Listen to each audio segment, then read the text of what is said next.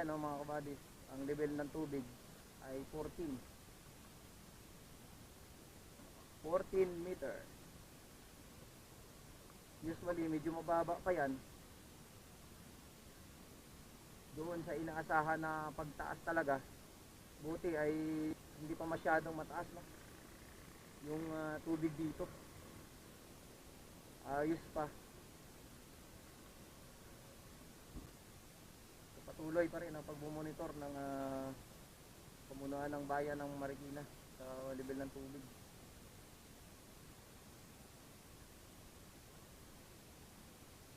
Dito sa area, dahil ito pag umabot na to ng 15 meters, sigurado sa sampa na to dito sa ating kinalalagyan mga kabadis, dito sa ano na to,